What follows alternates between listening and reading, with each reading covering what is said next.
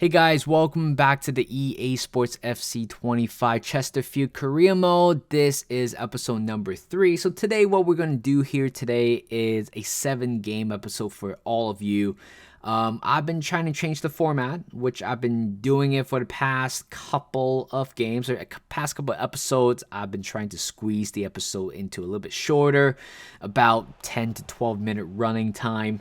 Before, with the live commentary, I was able to squeeze at least 19 minutes in with 4 to 5 gameplays, if not 6.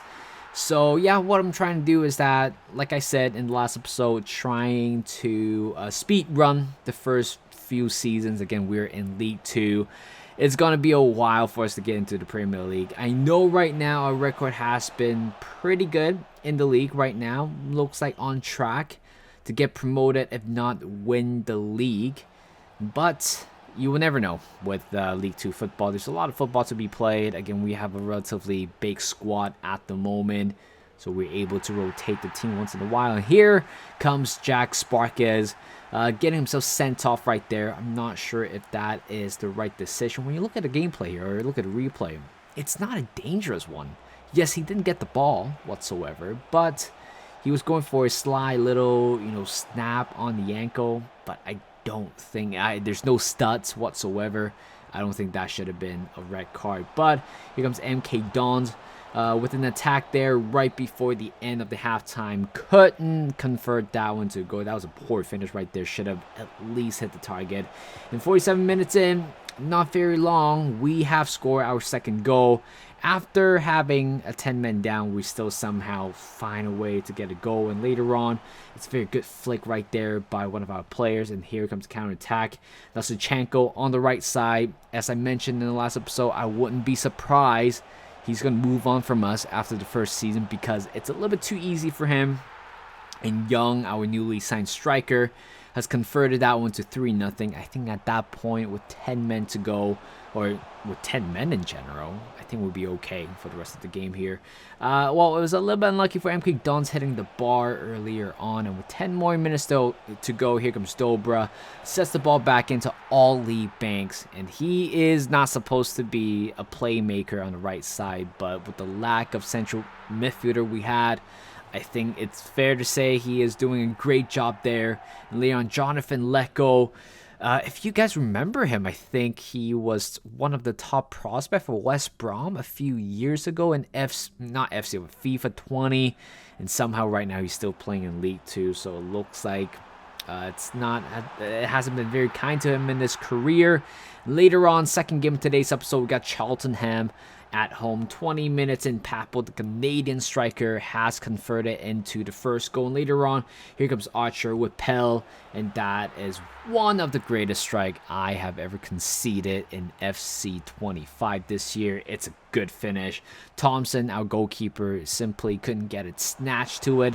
Later on, we got ourselves a few good positions to take on, but unfortunately, it was saved by the goalkeeper and couldn't convert into a goal. And later on, another great strike right there by Cheltenham. I think a defeat, it's imminent. I mean, we have been, we win pretty much all the games except dropping one game, I believe. So, and later on, we equalized 2-2. Nasser Rodchenko with a very good finish, but later on, 10 minutes after,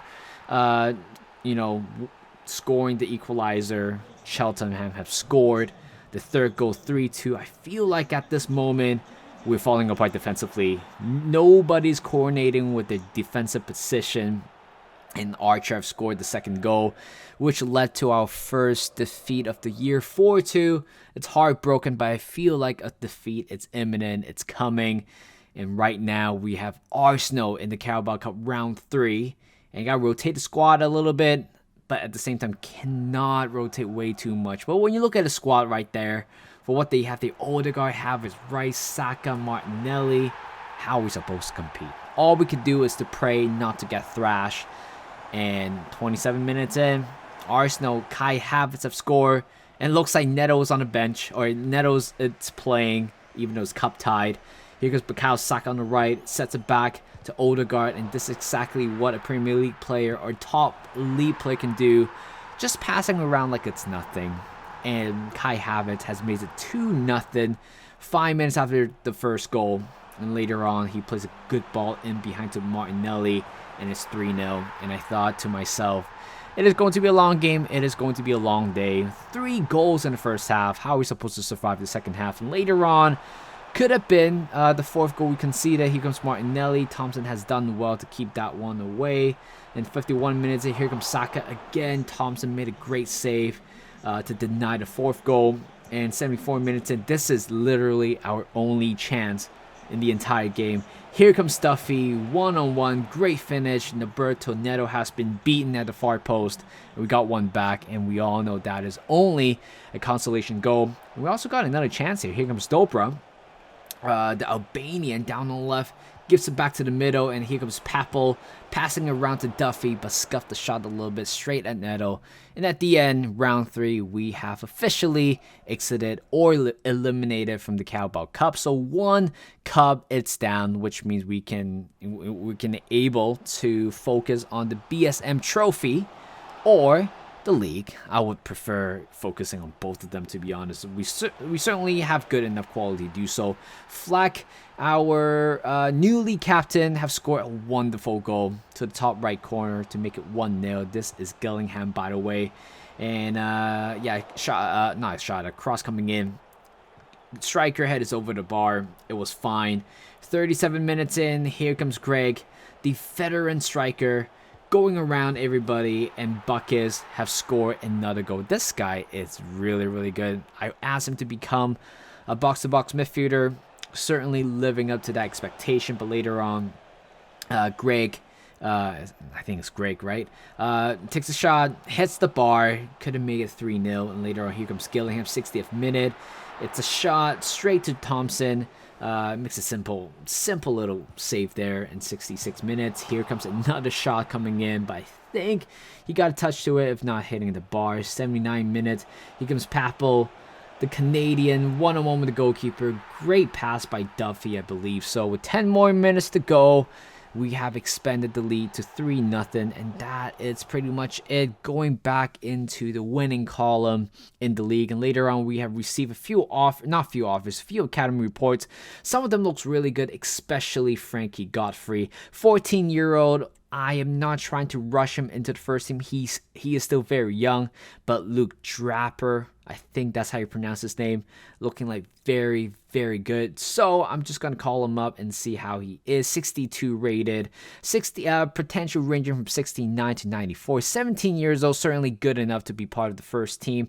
He has a exciting prospect tag on him, so he is going straight into my team, which is perfect because Dobra will be departing the club once the January transfer window is open, and I think Draper, it's good enough to kind of replace him. So he's going to slot straight into the starting 11. Yes, he is left-footed. I want to play him as a right footer or on the right-hand side with Narochenko. But at this moment, you cannot drop Narochenko. So I've decided to put Draper as a left winger. As of right now, he is going to be that main wide playmaker. And 4th game here, we got Grimsby Town. I'm still learning about this English team, man, by the way. Some of them it's hard to pronounce, but Grimsby Town is certainly a team that I should probably memorize it before. But right before halftime, we have equalized at 1-1 is Narochenko again. Again, this guy is having a fantastic season for us. If a good bid comes in for him next season, he will definitely be leaving the club. I'm not going to stop his progression. This is only a short-term plan. I totally understand it. Same as Amarte, our defender. But right here, 78 minutes in, and a bit of brilliant individual performance by this player. And he smashed down to bottom left corner. And unfortunately, we have picked up our second loss in the season, especially in the league. And right now, we got Harrogate for the second time this season. We have to play against them. I believe we play against them in the Carabao Cup earlier on in this season. And later on, here is Madden. Don't know about this player, but he has been asking to play a part. And I was like, you know what? We have 4 to 5 strikers in the team. Why not just give him a chance? And boom, guess what? 25 minutes in, scored the first goal. Buckus scoring the second goal. And later on, a header coming in for Amarte, scoring his first goal for the club. It's a great header. 79 minutes in, 3-0. I wish we could get a clean sheet. I think we are getting that. But Draper, who would have thought? An exciting prospect has made it 4-0. But what a strike that was. Receiving the ball in the middle. Literally nobody in front of him. Decided to take a shot. I'm not even going to be mad if he missed that one by a lot, but he needs that, But can't believe it. I think second game or first game for him in his senior career, score a great goal to make it 1-0. And right now we got Peter Barreau at home. Initially, Nerachenko, his shot just barely went over the bar. Thompson makes a good stop in the near post, and later on here comes Young. Draper making a darting around the left side. Finish that one to top right corner. Maybe there is a beneficial of putting a left footer on the left hand side because you don't have to worry about cutting the ball right down the middle. But Draper, 2 games, 2 goals for him. So excited for this player, and he is the reason why we won that game. But that is pretty much it for today's episode. Not exactly how we want to go down to 3 losses in total, getting kicked out or eliminated in the Carabao Cup. But in terms of the league position, we're still looking very good. 2 points clear ahead of Doncaster and Cheltenham Town. That is it. Thank you guys for watching. Hope you guys enjoyed this video. Like this video, subscribe to my channel, and I'll see you guys in a bit.